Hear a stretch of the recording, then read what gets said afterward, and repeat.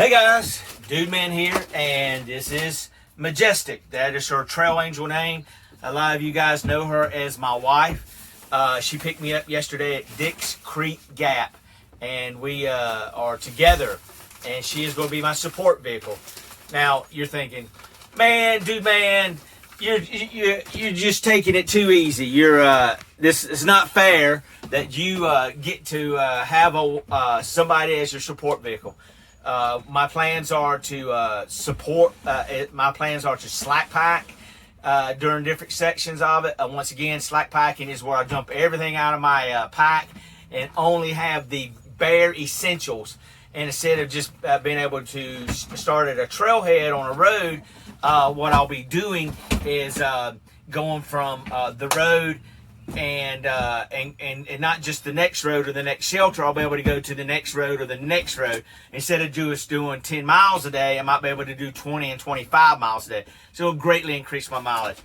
And so, like I'm saying, dude, you're cheating. That's not fair for you to be able to do that. Well, let me tell you, there are other hikers that go in the Appalachian Trail and they do the same thing, but they use a shuttle.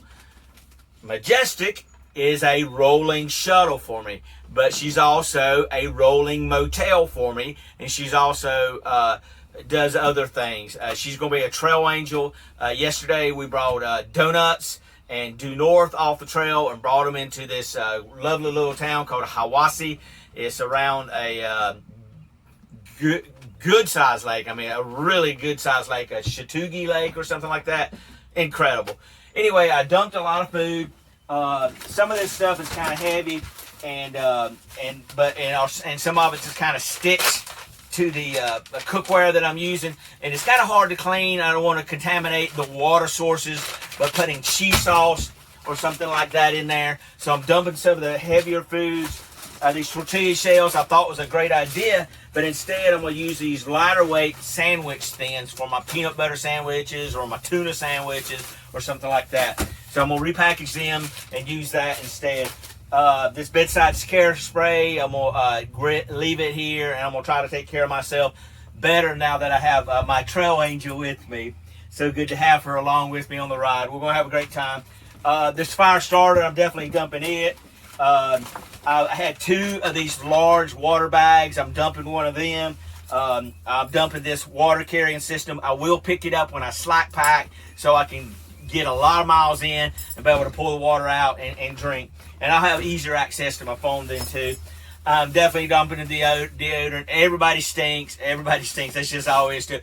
Tell me, Majestic, when we got into the, come on this side of the camera, let's hear your voice, because everybody wants to hear you. So when all 3 of us got into the RV yesterday, how did we smell? Like dead roses.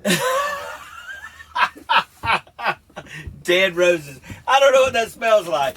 Anyhow, I dumped a lot of weight, and I'm going to pick up some lighter foods, some of these rice sides, and some of these potatoes. There's a lot of north sides, like pasta sides, and there's teriyaki noodles. So there's all kind of neat little things. And this stuff is really lightweight compared to the Mountain House and something like that. And so this is the kind of stuff I'm going to try to be using on the trail. No, I'm not taking avocados out there, and I'm not taking asparagus out there, and I'm not taking a lot of raw vegetables out there that somebody has suggested to me on my YouTube page. But, you know, you got to HYOH, hike your own hike, and I'm trying my best. So here we are in the RV, and we're fixing down the road. What's going to follow is some pictures and videos from my past few days from where did I come out? Unicoi Gap, all the way to Dix Creek Gap, and along there I got a video that tells about how me going up and over Trey Mountain and up and over a knob. Two of the 3 hardest peaks in Georgia to go over. So it's kind of tough out there, especially when you're trying to do that in the rain. And along there, I was talking about hiking poles and how God helped me and gave me more energy and warmed my body up as I was going over Trey Mountain. I mean, I was really, really cold. But the additional thing I just wanted to tell you about trekking poles, make sure that you get good quality trekking poles. Trekking poles I've seen already have been broke and bent because they bought cheap trekking poles. Very important to get good quality trekking poles, and I'll help you out. Another thing I'm picking up from my wonderful support vehicle is some more trail mix, which we mixed up at home, vacuum sealed, and some of my homemade jerky. And so that's going to be good to have it on the trail and have something to munch on as I'm going on the trail. Typically, my day consists of trying to eat some oatmeal in the morning with some hot chocolate. Sometimes I dump a little instant coffee in there. And then as I hit the trail, I'll pick up a couple of small candy bars and I'll eat them as my second breakfast as I'm on the trail. Around lunchtime, I'll eat some jerky or eat some trail mixes as I'm going along to kind of help me along. So right after this video, you'll see some pictures and video from the past few days. And also, I'm going to show you some of the beautiful mountains around Hiwassee, Georgia. And just think, I am going on top of those mountains, climbing on top of those mountains and hiking along the tops of them. And a lot of times you get up there, it's 10 to 20 degrees cooler up there. Expected to be in the mid-70s here in Hiwassee, Georgia today. But it's cooler up there. Very hard, severe, maybe severe rainstorms expected Friday night. Here we are on Thursday. What's the date today? 16th. 19th. Yeah, it's the day after St. Patrick's Day. Yesterday was St. Patrick's Day, I think, or day before you say. Yeah, 2 days ago St. Patrick's Day. So anyway, whatever date that is, so we're around that time. It's right before the first day of spring. Yeah, that's right. So this is 20th, I think. Yeah, tomorrow is the 21st, maybe. So anyhow, here we are, and we're out on the trail and having a great time. What day it is. I have no idea. Anyway, enjoy the pictures and videos, and we'll see you later. DudeMan out. Hey guys, DudeMan show here, and the sun is coming out, and I'm looking at Trey Mountain. I got to climb to the top of that mountain today. Oh man, it was pouring down rain today. I put my umbrella up and kept mainly dry. My arms got a little wet because it was outside the umbrella. But I'm trying to make it up to Trey Mountain today. And this is up around between mile 50 or 55 and 65 or something like that. I don't know exactly where it is. But trying to make it up there. There's a shelter up there. Some tent sites up there. So that's what we're looking for today. Finally get to see the sun. It's nice to see my shadow again, but it's rainy right now. And not raining right now. It's looking like a great day.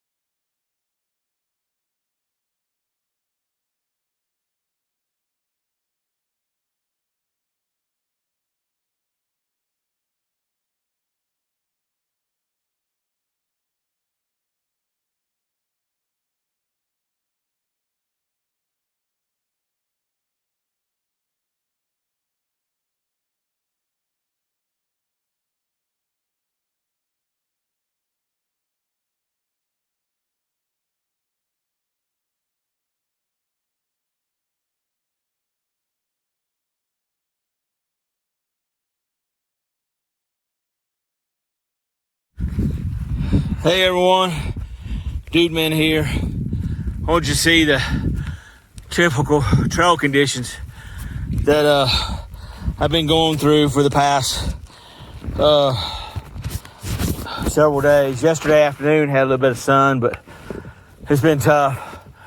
But main reason I haven't been able to send you guys any videos and great pictures and spectacular pictures because of views like this. Right now, I'm climbing Kelly's Knob, which is considered the third highest point on the Appalachian Trail of Georgia. Now, there are other higher peaks along the Appalachian Trail, one of which is the highest peak is in North Carolina. That's Clingman's Dome. Right now, I'm doing Kelly's Knob, and got about a fourth of a mile to the top. I've already done the two tallest peaks in Georgia on the Appalachian Trail. There may be one other higher peak in Georgia. I think it may actually be a bald, or highest point in Georgia would be a bald of some sort. That's just a tree-free hot point up in the mountains that it's just a big area of grass. And you'll get to see some of those later on the trail, especially in North Carolina, some beautiful balds. Hope to take some great star pictures at night along those balds. But the other two peaks that I've done, both in a rainstorm, is Blood Mountain, and very, very slippery conditions coming down that mountain. And I've done Trey Mountain, which is yesterday. But going up is when I had a severe rainstorm. I tell you, it's pretty tough and miserable. As soon as it started raining, I went ahead and put my umbrella on. I had no idea that very shortly afterwards it would come down really, really hard. The wind started blowing. I was getting one arm wet. I didn't know whether to pull my sleeve down or pull it up, but I was getting very, very cold. But I looked down at my core, my chest area, where my heart and lungs and intestines are. They were staying dry. So instead of taking off my backpack and putting my raincoat on, which would have, definitely gotten me warmer, but if I did that, I would have took a chance of getting soaked in my core area. So I was stubborn, but I think I did it smart thing too. What I did was call on God to help me. And every time I planted my poles out in front of me, I dig in and I lurch forth several steps, and I dig in real hard with my poles, and every time I dig in, I'd say, "Help me, God, help me, God." Somebody left some trash here. We don't need this laying on the ground on the trail, so we want to practice leave no trace methods. But anyway, every time I dug in my poles, I was saying, "Help me, God, help me, God," and I was so cold. But suddenly, I had a burst of energy, and I was able to get up and over Trey Mountain, and got on the other side where the wind wasn't as bad, and it made it so much better. Well, I got your attention. I'll tell you a little bit about these trekking poles. These right now I got the sharp points on and they really help me dig in on the dirt, dig in on the trail, and help me to pull myself forward. Sometimes I alternate left hand, right hand, kind of stuff like that. But sometimes I dig in with both holes and dig in hard and pull and push myself forward on the trail. So it gives me a little bit more strength to my legs. Of course, my arms will help pushing my legs forward too. It's tough. It's tough being out here. No views, as you can tell. It's just nothing but a big fog bank on the side of the mountain here. Still got a little ways to go to the top. Another thing about these trekking poles, I tell you, I don't see how people hike without them. Some of the muddy areas, if it wasn't for my trekking poles and my feet sliding out from under me sideways or forwards or something like that, and me throwing my pole out in front of me and throwing my pole to the side or whatever it takes to regain myself, I would surely have been on the ground, possibly hitting my head on rock or a log or anything that's beside the trail. It was suggested to me, and I started using them. I got some little rubber tips, which I had considered giving to Sharia when I met up with her. By the way, I meet up with her today at Dix Creek Gap at mile 69, the Appalachian Trail, and she's driving. And anyway, it's these rubber tips right here. They go on the end of the poles, and I didn't know that they would help you when you're hiking to give you grip on rock surfaces. So that Blood Mountain area, where it's a solid granite area up there, the rubber tip would have grip to the rock and help and keep me from falling. Well, I've used it some. I'm not real comfortable with them. I feel like they're slipping some, but I do feel they are giving me a little bit extra grip on my extra legs I have here. I may be walking on 2 legs, but these trekking poles are incredible extra set of legs that help me propel me forward and keep my balance and keep me from falling. Well, that's a little update on the trail for the DudeMan Show. Guys, I hope you continue enjoying my videos. Give me a thumbs up sometimes. Give me a like sometimes, or give me a comment, you know, that just to encourage me and let me know if you personally know my cell phone number or you're a Facebook friend with me. Anytime I get an encouraging message from you guys, it makes me feel great, because my love language is words of affirmation. So anytime you say something positive, oh, it's a cool little seat. Anytime you say something positive, it makes me feel great. It makes me feel better and encourage me. It makes me want to continue on. Well, the game's about to change over the next few days. Sharia meeting up with me and being my supply vehicle, my support vehicle. She's going to help me get down the trail better and help me to get along and do some slack packing and help me to get some resupply. Hey guys, I do appreciate your support and your love, and I'm so thankful that we're in this journey together. Hang in there, dude, man. You can do it. Love you guys.